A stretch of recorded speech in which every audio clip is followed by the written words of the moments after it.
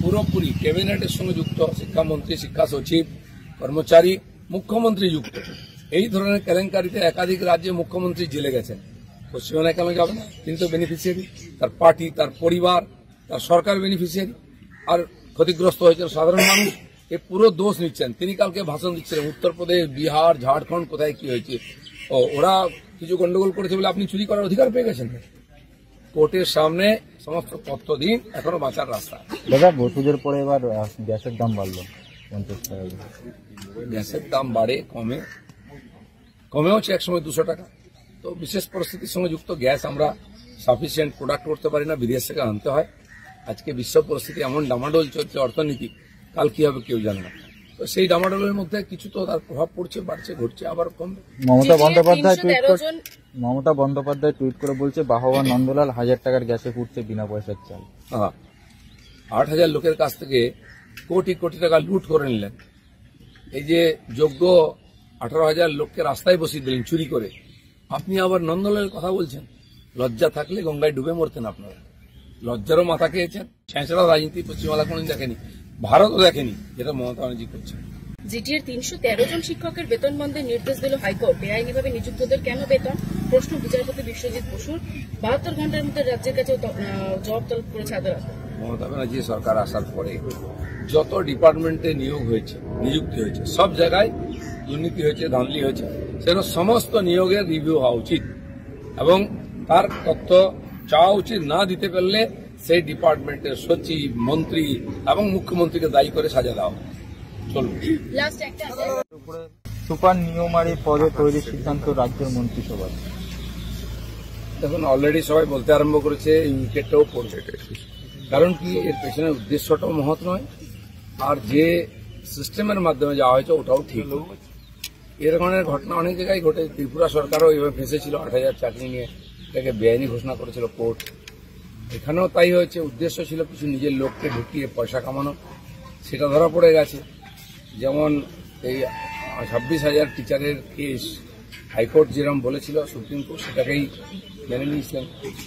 আমার মনে হয় এতেও সেরকম হওয়ার সম্ভাবনা। আবার একটা বড় হাহাকার হবে, আর আবার হাজার হাজার মানুষ হতাশ হয়ে যাবেন, তারা ডিপ্রেশনে চলে যাবেন।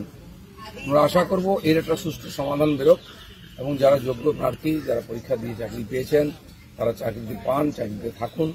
আর যারা জঞ্জাল আবর্জনা যাদেরকে ঢুকিয়েছে টিএমসি, তাদেরকে বাদ দেওয়া হোক এবং যারা ঢুকিয়েছে তাদেরকে শাস্তি দেওয়া হোক। কোনো সুষ্ঠু ফল আমরা দেখতে পেলাম না, কারণ ABCD অনেক ধরনেরই ফাঁদ এখন এটাই রেখেছে। কালকে আমি এখানে দাঁড়িয়েই বলেছিলাম যে মমতা ব্যানার্জি কোনো সমাধান করেন না, প্রতিশ্রুতি দেন খালি। আর যারা টিচার তারাও জানে যে ওখানে মিথ্যা কথা শুনতে যাচ্ছে। তো মুখ্যমন্ত্রীর উপর তারা শেষ পর্যন্ত ভরসা রেখেছেন, তাদের দোষ নেই। আর ভরসা রাখার জন্যই দুরবস্থা হয়েছে। আপনার মনে করুন, যখন ইউক্রেন যুদ্ধ শুরু হলো, ওখান থেকে হাজার হাজার মেডিকেল স্টুডেন্ট চলে এসেছিলেন। তাদেরকে অভিভাবক সহ ডেকেছে, বলেছিলেন আমি আছি, আমি দেখে নেব।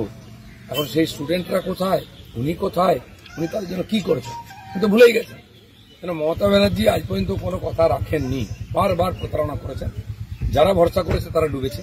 উনি যদি সত্যি চাইতেন তাহলে তো যোগ্য অযোগ্য লিস্ট কোর্টকে আগেই দিয়ে দিতেন, বা যখন হাইকোর্টের রায় এলো সেই রায়টা মেনে আর যোগ্যদের আলাদা করে চাকরি দিয়ে দিতেন। অযোগ্যদের কথা কি করে এটা উনি ভাবুন। তার পার্টির লোকেরা টাকা নিষেধের দায় আছে, দায় অন্য কারণে। আইন মেনে 2 মাসের মধ্যে সেই সুযোগ না হলে বৃহত্তর আন্দোলনের কথা তারা নামবে না। যারা আন্দোলন 5 বছর ধরে করছেন, রাস্তার ধারে বসে আছেন, তারাও শিক্ষা বিভাগের লোক। কেউ প্যারা টিচার, কেউ পার্ট টাইম, কেউ SSC পাস করে বসে আছেন, এখনো হয়নি। তার সঙ্গে মমতা ব্যানার্জি বা তার পার্টিতে দেখাও করে না।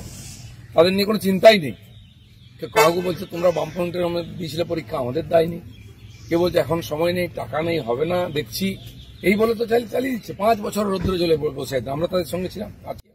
দাদা, আইন মেনে 2 মাসের মধ্যে যোগ্যদের চাকরি ফেরত, চাকরি বাতিল বিতর্কে বড় ঘোষণা মুখ্যমন্ত্রী। নেতাজি ইন্ডোরে বৈঠকে মুখ্য সচিবের নেতৃত্বে টাস্ক ফোর্স গঠনের টাস্কফোর্স গঠন করা মমতা ব্যানার্জির একটা ফ্যাশন। জল নেই কেন টাস্কফোর্স গঠন করে দাও, সবজির দাম বেড়েছে কেন টাস্কফোর্স গঠন করে দাও, বাকি কোন যে মার্ডার যাই হোক, এটা ফোর্স গঠনে তার কোনো রেজাল্ট আসে না, কোনো সমাধান হয় না।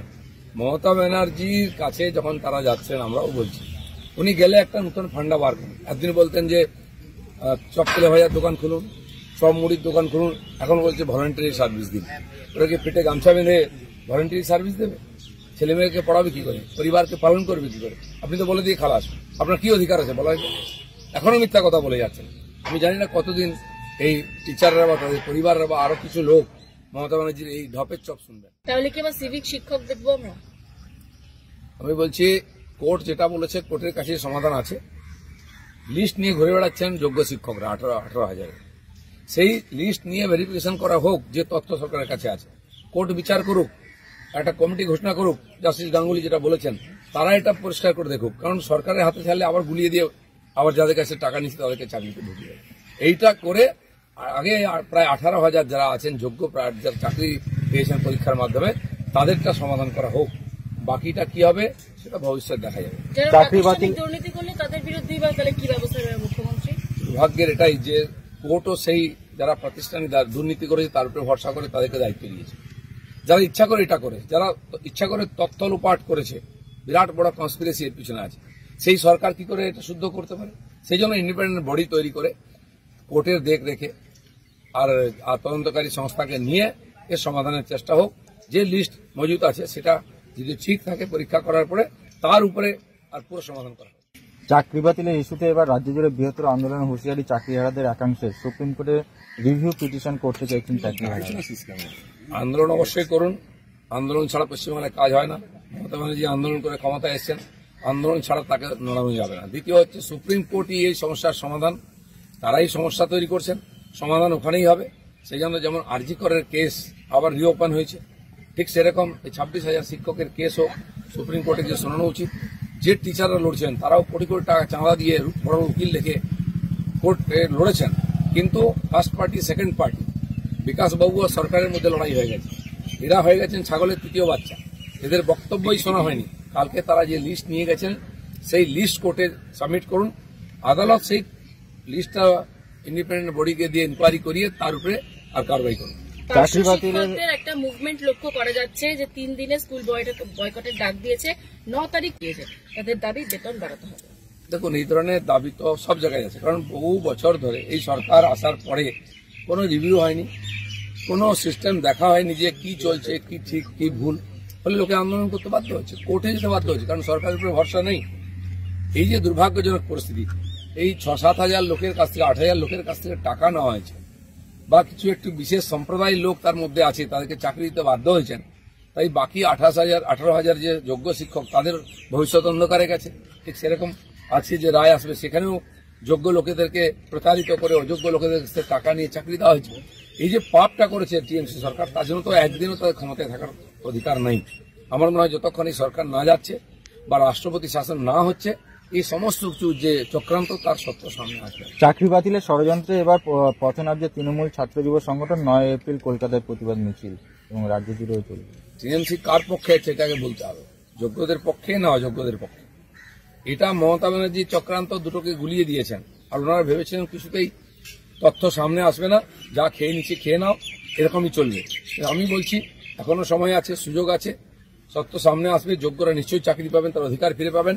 তারা যেন কোনো রকম হঠকারী সিদ্ধান্ত না নেন, ডিপ্রেশনে না যান। আপনারা লড়ুন, আপনার সঙ্গে আমরা আছি, পুরো সমাজ আছে।